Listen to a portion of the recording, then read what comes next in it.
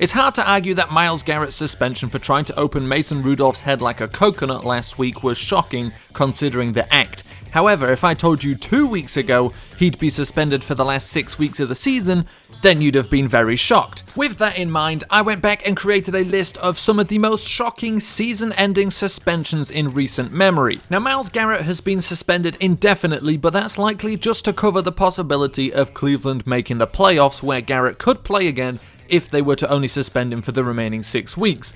Baker Mayfield, who was appalled by his teammates' actions, has vowed to make sure the Browns don't make the playoffs just in case. Someone else who was suspended for the playoffs, and only the playoffs, was Randy Gregory in 2016, and you knew he'd show up in a list about suspensions.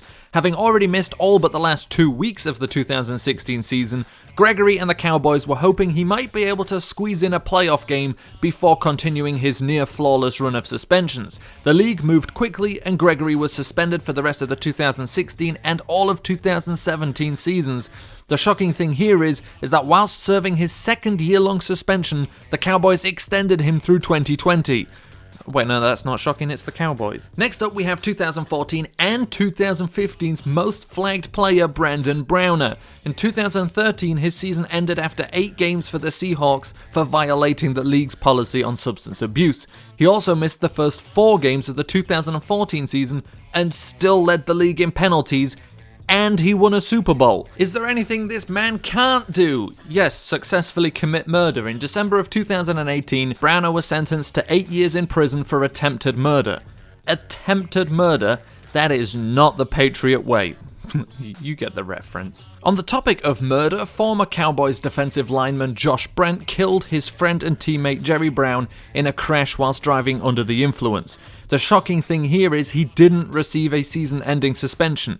10 weeks. He was convicted of manslaughter and missed 10 weeks. Now, Brent's career ended anyway and he never played again, but I'm sure if he did, he'd be looking at least a 1-year suspension the next time that he killed someone. I mean, the system works. Now, for someone who never killed anybody but missed 3 entire seasons, well, he did plead guilty to aggravated assault on his ex-girlfriend, but he was also only suspended for substance abuse. Daryl Washington racked up 134 tackles and 9 sacks in 2012, and was indefinitely suspended after the 2013 season before finally being reinstated but released by the Cardinals in 2017. And now onto a hero from my Madden 13 rookie difficulty Colts franchise mode, a man with 1,400 yards playing second fiddle to an equally low-rated rookie T.Y. Hilton. LaVon Brazil almost looked like he was following through on the virtual promise shown on my TV when he finished the 2013 season with 2 touchdown performances against the Bengals in Week 14 and the Patriots in the divisional round of the playoffs. Unfortunately, he was suspended indefinitely following the 2013 season and fell out of the league, ending all hopes that my Xbox was magic. Shocking is not the word you use to describe Josh Gordon being suspended by the league, although his season was only ever ended early once in 2018 whilst playing for the Patriots. Shocking is the fact that his only other season-ending suspension was handed down onto him by his own team when the Browns suspended him for the final game of the 2014 season. And nothing sums up the Browns better than suspending your best player yourself, especially considering that Gordon would then go on to miss all of the 2015 and 16 seasons. And on the topic of missing the entirety of the 2015 and 16 seasons due to suspension, 2013 third overall pick by the Dolphins, Dion Jordan, everybody. But that's it, that's all I have to say about him. Justin Gilbert had a tough start to his career in the NFL because he was drafted by the Browns. Also, he didn't play very well. After a 2016 season with the Steelers, Gilbert was released, and 4 months later, not even on a team, was slapped with a year-long ban, which falls just behind being drafted by the Browns as the worst thing that could happen to your career. He's not alone, however. On the 2nd of May 2018, Jerrell Freeman announced his retirement from the NFL after struggling with injuries and PED suspensions. He specifically cited a head injury and memory loss as jeopardizing his career. On the 11th of May, Jerrell Freeman was suspended for 2 years by the NFL. NFL, and that certainly will have changed the 32-year-old middle linebacker's plans of coming out of retirement at some point to further exacerbate his CTE. Fingers crossed that Darren Waller has permanently turned his life around on and off the field, and to great effect on the field with 666 yards and 3 touchdowns on the season so far. Waller has faced multiple suspensions in the past for substance abuse and was originally drafted by the Ravens in the 6th round with a pick they got for trading Rolando McClain to the Cowboys. Now that's not as ironic as it seems, because McClain was never suspended for substance abuse whilst with the Ravens. He just never played a down for them because he retired at 23 and was later traded to the Cowboys, where he then started to rack up the substance abuse suspensions. And now a question: what would you do if you were drafted in the 5th round of the NFL draft, which by no means guarantees a career in the NFL? Drunkenly drive your car, crashing it and flipping it over that same week? If you answered yes to that, you are former New York Jet Dylan Donahue.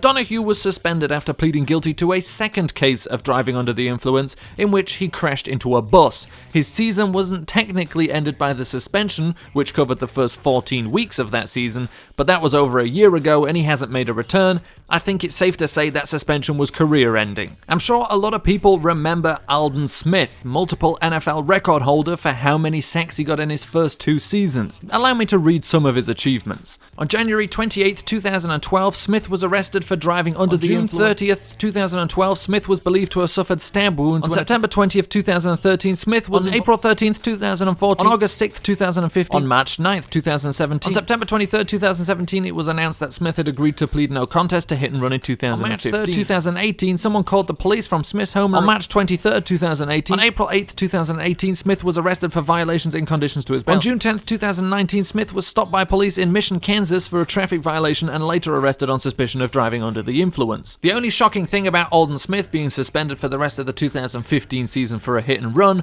was that it was the only time that he was suspended for the entirety of the remaining games of a season. That suspension also covered the 2016 and 17 season until he was finally released in 2018 after a domestic violence incident. Of course, no list about suspensions is worth creating without including Vontaze Burfict, but I already made an entire video about all of those instances. For Myles Garrett, you're not shocked about the length of the suspension, you're surprised the act happened in the first place. For Burfict, you're not surprised at all the offense took place in the first place, you're a little shocked that his suspension covered the rest of the season. And that does it for this list. Now there are some players I could have mentioned. Martavis Bryant is a classic, or maybe Garrett's teammate Antonio Callaway, who beat him to being suspended for the rest of the season.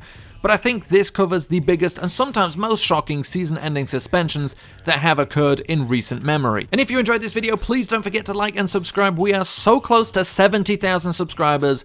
It'd be really cool if we could get there before December.